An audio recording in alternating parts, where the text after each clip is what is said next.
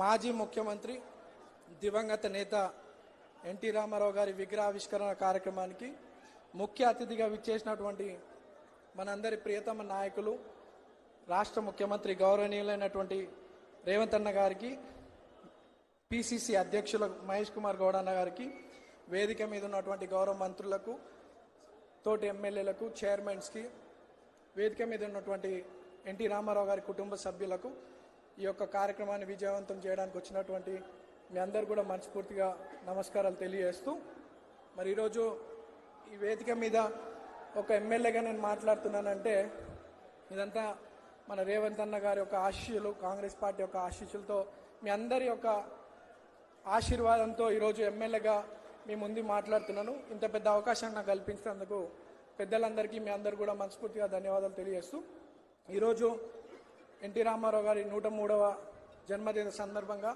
ప్రపంచవ్యాప్తంగా ఉన్నటువంటి తెలుగు వారందరికీ జయంతి శుభాకాంక్షలతో పాటు అట్లానే బక్రీద్ పండుగ మైనార్టీ సోదరులందరూ కూడా బక్రీద్ పండుగ శుభాకాంక్షలు తెలియజేస్తూ, మరి ఈరోజు మహానేత ఆ రోజు గతంలో జూబ్లీహిల్స్ బై ఎలక్షన్స్లో ఎంతోమంది ప్రజలందరూ కూడా ఈ ప్రాంతంలో పెద్దలు ఎన్టీ రామారావు గారి స్టాచ్యూ కావాలని, మరి పి జనార్దన్ రెడ్డి గారి స్టాచ్యూ కావాలని రేవంత్ అన్నను కోరడం, మరి అన్న మాట ఇవ్వడం, ఆ మాట ప్రకారం ఈరోజు ఎలక్షన్ అయిన 6 నెలల లోపే పెద్దలు ఎన్టీ రామారావు గారి జయంతి రోజే ఈ యొక్క గొప్ప వేడుక విగ్రహ ఆవిష్కరణ చేసుకోవడం ఎంతో సంతోషంగా భావిస్తున్నాం.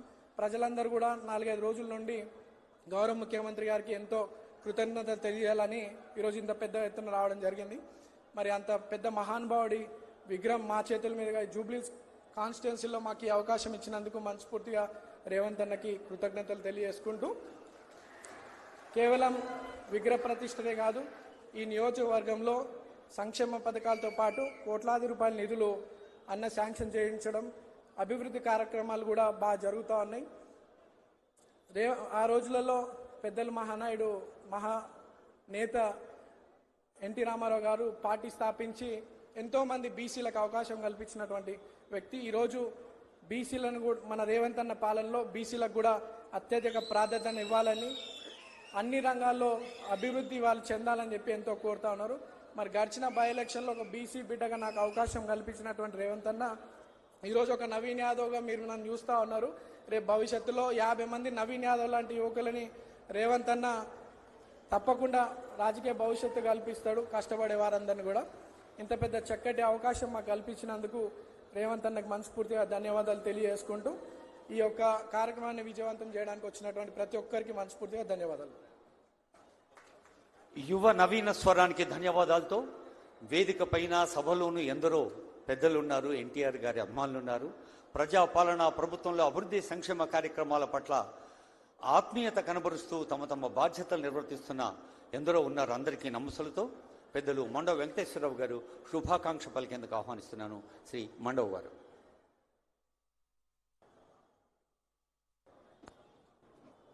సభాధ్యక్షులు, సోదరులు, స్థానిక శాసనసభ్యులు నవీన్ గారికి, ఈనాటి ముఖ్య అతిథి మన రాష్ట్ర మంత్రివర్యులు గౌరవనీయులు రేవంత్ రెడ్డి గారికి, రాష్ట్ర పిసిసి అధ్యక్షులు మహేష్ కుమార్ గౌడ్ గారికి, పొన్నం ప్రభాకర్ గారికి, అజారుద్దీన్ గారికి, తుమ్మల నాగేశ్వరరావు గారికి, అలాగే వేదిక మీద చాలామంది పెద్దలు ఉన్నారు. పేరు పేరున వారందరికీ శుభాభినందనలు తెలియజేసుకుంటూ, నన్ను మాట్లాడమని కోరినందుకు ముందు నేను ఎంతో ధన్యుణ్ణి. అలాగే ఇదే అమీర్పేట చౌరస్తాలో, ఇదే శ్రీనివాస్ నగర్ కాలనీలో తెలుగుదేశంలో నా ప్రస్థానం స్టార్ట్ అయింది. స్థానికంగా శాసనసభ్యుడిగా, అలాగే ఇంకా కూడా మంత్రులుగా కూడా ఈ గడ్డ మీద నుంచే స్టార్ట్ అయింది.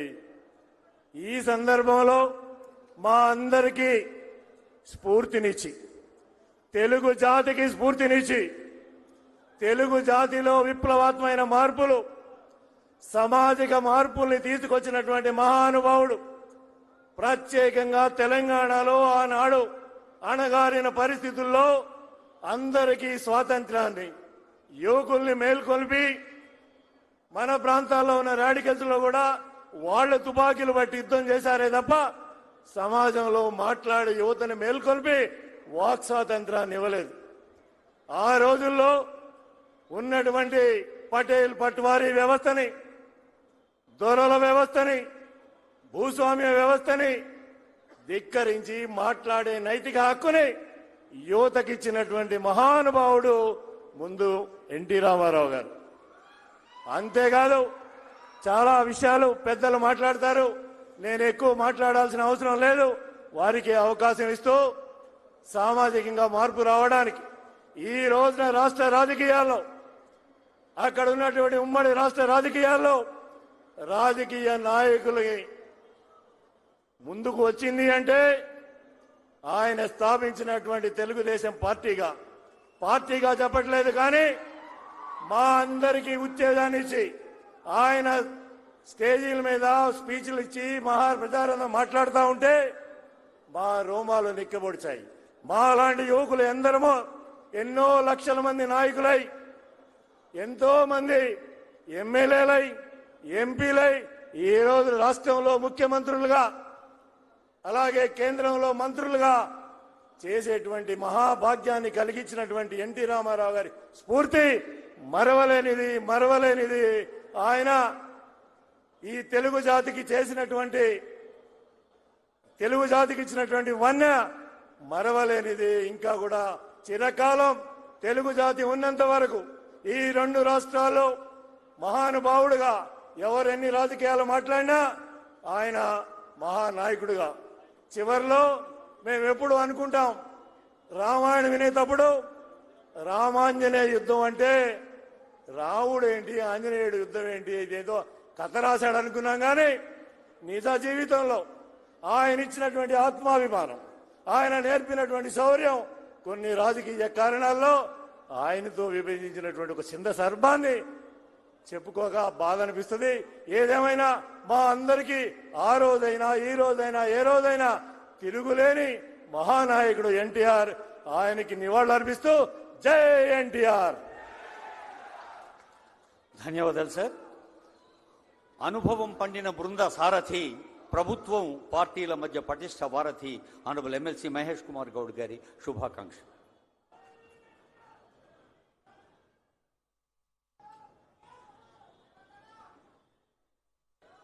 అందరికీ నమస్కారం. గౌరవ ముఖ్యమంత్రి వర్యులు శ్రీ రేవంత్ రెడ్డి గారు, స్థానిక శాసనసభ్యుడు తమ్ముడు నవీన్ యాదవ్ గారు, వేదిక పైనటువంటి